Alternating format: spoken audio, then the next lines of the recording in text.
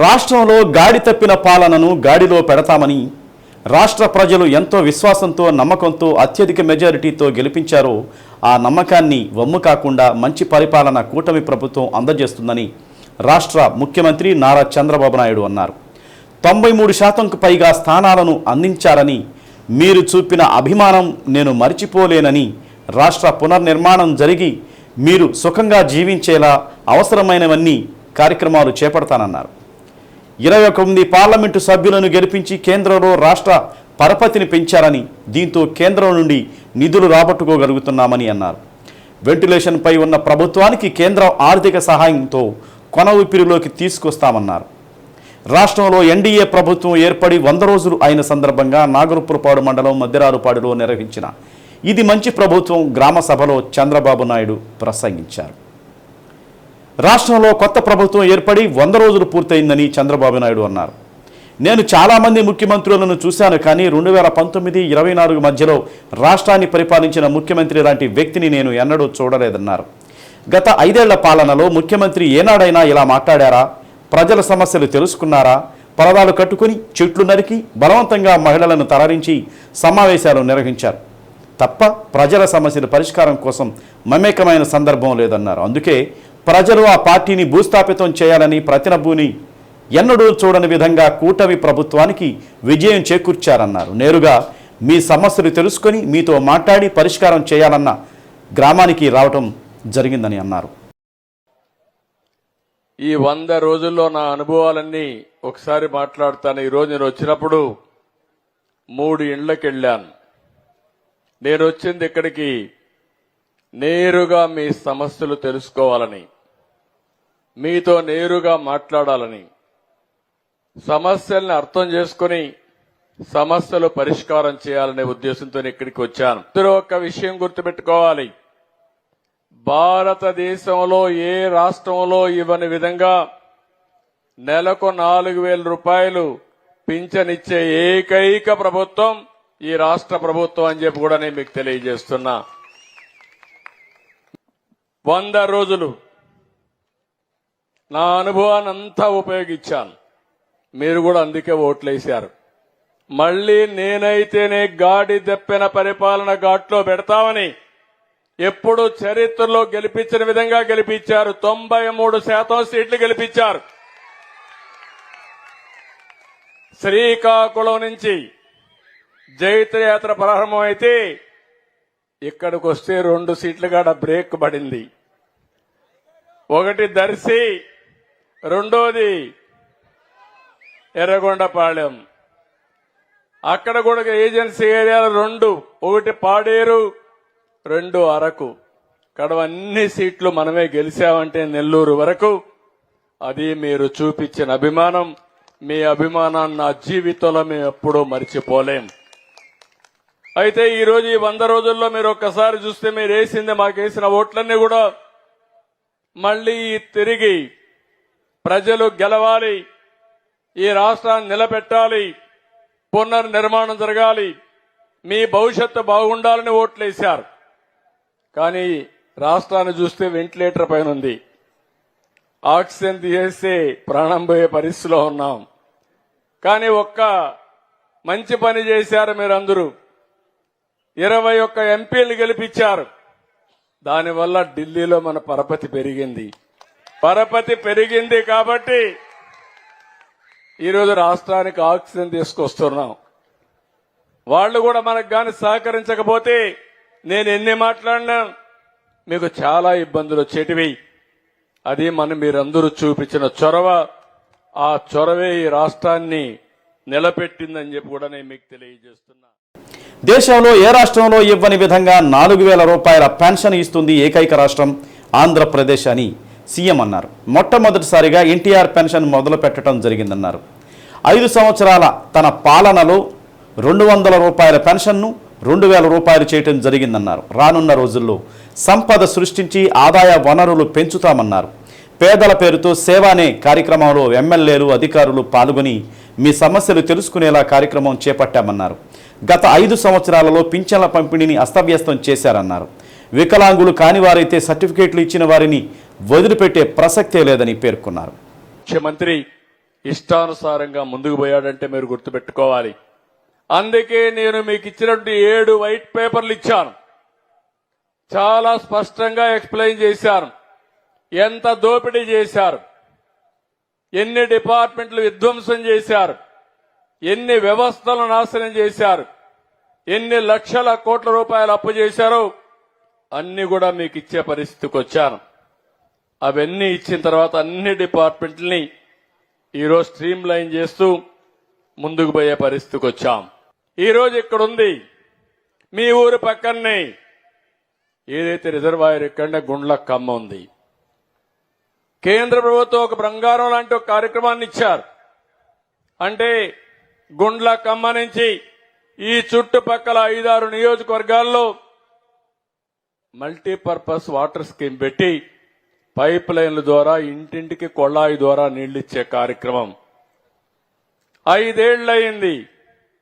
ఒక్క ఊరికి నీళ్లిచ్చిన దాఖలాలు లేవు. దీనికి వాళ్ళు ఇచ్చిన ప్రోగ్రాం చూస్తే మేము 50% ఇస్తాం, మీరు ఒక 50% పెట్టుకోండి, రెండో పెట్టుకొని మీరు ఎంతైనా పర్వాలేదని ఒక్కొక్క రాష్ట్రం 1 లక్ష కోట్ల రూపాయలు ఖర్చు పెట్టే పరిస్థితికి వచ్చారు. కొన్ని రాష్ట్రాల్లో 70,000 కోట్ల రూపాయలు ఖర్చు పెట్టారు సిరిసగం వేసుకొని. దీనివల్ల ఇంటింటికి కొళాయి ద్వారా నీళ్లు ఇచ్చారు. మన రాష్ట్రంలో దౌర్భాగ్యం 3,000, 2,000 కోట్లు ఖర్చు పెట్టకుండా, ఇచ్చిన డబ్బులకి లెక్క చూపించకుండా, ఇచ్చిన డబ్బులు రిలీజ్ చేయకుండా ఇష్టానుసారంగా చేస్తే నిన్నే నేను చెప్పా, మళ్లీ ఒకసారి స్ట్రీమ్ లైన్ చేద్దాం. తప్పకుండా ఎక్కడెక్కడ జిల్లాలున్నాయో 26 జిల్లాలకి నీళ్లిచ్చే బాధ్యత, ఇంటింటికి కొళాయి ద్వారా నీళ్లు సరఫరా చేసే బాధ్యత ఈ ప్రభుత్వం తీసుకుంటామని చెప్పి చాలా స్పష్టంగా హామీ ఇచ్చాం. రాష్ట్రంలో కూటమి ప్రభుత్వం ఏర్పడిన తర్వాత 26 జిల్లాల్లో ఇంటింటికి మంచినీరు వచ్చేలా ప్రణాళికలు సిద్ధం చేస్తున్నట్లు పేర్కొన్నారు. రాష్ట్రంలో 20 లక్షల ఉద్యోగాల కల్పన ధ్యేయంగా పెట్టుకున్నామని, దీనిలో భాగంగానే మెగా డిఎస్సి అన్నారు. ల్యాండ్ టైటిల్ యాక్ట్ చట్టాన్ని రద్దు చేశామని, రాజముద్రతో పట్టాదారు పాస్ పుస్తకాలు పంపిణీ చేస్తామన్నారు. పేదల ఆకలి తీర్చేందుకు రోజు 15 రూపాయలకే 3 పూటల ఆహారం పెట్టే 175 అన్నా క్యాంటీన్లను ఏర్పాటు చేయడం జరిగిందని పేర్కొన్నారు. పేదల ఆకలి తీర్చే అన్నా క్యాంటీన్లు రద్దు చేసిన దుర్మార్గులను ఏమనాలన్నారు. ఉచిత ఇసుక విధానం తీసుకొచ్చామని, మీ అవసరాలకే సమీపంలోని నదుల నుంచైనా పొలాల నుంచైనా తీసుకువెళ్లవచ్చని అన్నారు. మద్యం బాబులకు నాణ్యమైన మద్యాన్ని 99 రూపాయలకే అందజేయడం జరుగుతుందని పేర్కొన్నారు. కేంద్ర ప్రభుత్వం అమలు చేసే పథకాలను సద్వినియోగం చేసుకోవాలన్నారు. తిరుమల తిరుపతి దేవస్థానం పవిత్రత దెబ్బతీసే పరిస్థితికి వచ్చారని, నాసిరకం నెయ్యి వాడి ప్రసాదాలు చేశారన్నారు. నేరస్తులు చేసే నేరాలు వేరే వారిపై రుద్దే అలవాటు కొంతమందికి ఉంటుందని, రాజకీయ ముసుగులో నేరాలు చేయాలని చూస్తున్నారని, మీకు సంబంధం లేని విషయాల్లో చట్టాలను చేతిలోకి తీసుకుంటే ఎవరని వదిలిపెట్టమని అన్నారు. దీపావళికి మహిళలందరికీ ఉచితంగా గ్యాస్ ఇస్తామన్నారు. సమావేశంలో ఎమ్మెల్యే బిఎన్ విజయకుమార్, సర్పంచి స్వర్ణ అనురాధ, లబ్ధిదారులు మాట్లాడారు. కార్యక్రమంలో ఒంగోలు, బాపట్ల ఎంపీలు మాగుంట శ్రీనివాసులు రెడ్డి, కృష్ణప్రసాద్, కలెక్టర్ తమీం అన్సారియా, ఇతర నాయకులు పాల్గొన్నారు. ఇది ప్రారంభం మాత్రమే. 20 లక్షల ఉద్యోగాలు రాష్ట్రంలో క్రియేట్ చేయడం ఒక ఆశయంగా పెట్టుకొని ముందుకు పోతున్నాం. దాంట్లో మొట్టమొదటిది నిన్న మీకు ఇచ్చినటువంటి డిఎస్సి, మెగా డిఎస్సి అని చెప్పి కూడా నేను మీకు తెలియజేస్తున్నా. ఇంకో పక్కన మీరు చూస్తే ల్యాండ్ టైటిలింగ్ యాక్ట్ రద్దు చేశాం. మీరు మమ్మల్ని గెలిపించకపోయింటే ఈ పార్టీకి మీ భూమి మీది కాదు. ఆ విషయం మీరు గుర్తుపెట్టుకోవాలి. ఇప్పుడు ఎవ్వరూ మీ భూమి జోలికి రారు, వచ్చే సమస్య లేదు. కనీసం ఎంత ధైర్యమో నాకు అర్థం కాలేదు. మీ తల్లి, మీ తండ్రి, మీ స్వార్జితం, మీ ఆస్తి పట్టాదారు పాస్ పుస్తకం మీద బొమ్మ ఎవరిది? ఎవరిది బొమ్మ? ఇప్పుడు నేను అనుకుంటే బొమ్మ వేసుకోలేనా? వేసుకోను. రాజముద్రతో మీకందరికీ పట్టాదారు పాస్ పుస్తకాలు తొందరలోనే పంపిస్తా. అది పరిపాలన, ఇది నియంతృత్వం.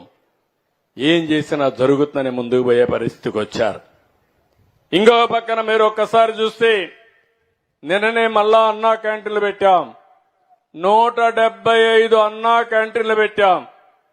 పూటకు 5 రూపాయలు, రోజుకు 15 రూపాయలు. కడుపు నిండా తిండి పెట్టే కార్యక్రమానికి శ్రీకారం చుట్టాం. అలాంటి అన్నా క్యాంటీన్లు కూడా రద్దు చేసిన దుర్మార్గంని ఈ వనాల్లో మీరే గుర్తుపెట్టుకోవాల్సిన అవసరం ఉంది. ఇంకో పక్కన మీరు చూస్తే ఉచిత ఇసుక. మళ్లీ మళ్లీ చెప్తున్నా, గుండ్లకమ్మ ఇక్కడే ఉంది, వినండి. గుండ్లకమ్మ ఇక్కడే ఉంది. నీకు అవసరమైతే మీ ట్రాక్టర్ తీసుకుపోయి తెచ్చుకో, మీ ఎడ్ల బండి తీసుకుపోయి తెచ్చుకో. మీకు వీలు కాకపోతేనే రీచ్ దగ్గరికి పోవాలి. కలెక్టర్ కూడా ఆదేశాలు ఇస్తున్నా. ఇసుక అంటే మీరు పెత్తనం చేయడానికి వీలు లేదు, కంట్రోల్ చేయడానికి వీలు లేదు. స్వేచ్ఛగా తీసుకుపోయే స్వేచ్ఛ వాళ్ళకి ఇచ్చాను. అందుకే మళ్లీ చెప్తున్నా, విత్ ట్రూ స్పిరిట్ ఇంప్లిమెంట్ చేస్తా. మీరు ఎక్కడ కావాలన్నా ఇసుక తెచ్చుకోండి. కానీ ఇసుక తీసుకుపోయేటప్పుడు లోతుకు దువ్వేస్తే మాత్రం అక్కడ నీళ్లు కూడా నిలవవు. దానివల్ల మీ పొలాలకే నష్టం వస్తుంది. భూగర్భ జలాలు ఇంకిపోతాయి. దాన్ని బ్యాలెన్స్ చేసుకుంటూ మీ ఊర్లో ఉండే ఇసుక ఎక్కడికో పోవాల్సిన పని లేదు. ఎడ్ల బండితో తెచ్చుకో, ట్రాక్టర్ తెచ్చుకో, నెత్తిన పెట్టుకొని తెచ్చుకో. నాకే బాధ లేదు. మీరు ఎక్కడన్నా అడిగితే మాత్రం ఇప్పుడు కూడా సర్పంచ్ కూడా చెప్తున్నా, ఒకవేళ అడ్డం పడితే నేరుగా మాకు ఒక్కసారి ఫోన్ చేయి, నేను డెఫినెట్ గా వచ్చి వీళ్ళని కంట్రోల్ చేస్తానని చెప్పి కూడా మీ అందరికీ తెలియజేస్తున్నా. మంచి ప్రభుత్వం కార్యక్రమంలో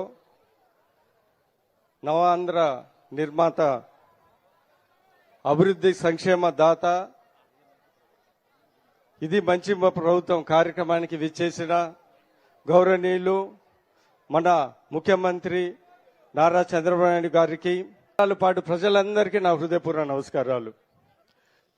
ఈరోజు మంచి ప్రభుత్వం అనేది ప్రతి ఒక్కరి నోట్ల వినపడుతున్న మాట. మనందరము ఒక 100 రోజుల క్రితం చూసుకుంటే ఏం జరిగిందో మనందరికీ తెలుసు. ఎన్ని ఇబ్బందులు ఉన్నా, ఎన్ని ఆర్థిక ఇబ్బందులు ఉన్నా, మన డైనమిక్ మన ముఖ్యమంత్రి వర్యులు నారా చంద్రబాబు నాయుడు గారు, మన ఎన్డీఏ ప్రభుత్వం ఒక పట్టుదలతో ఈరోజు ఎన్ని మంచి కార్యక్రమాలు చేశారో మనందరం ఈరోజు ఈ 100 రోజులు మనం గుర్తు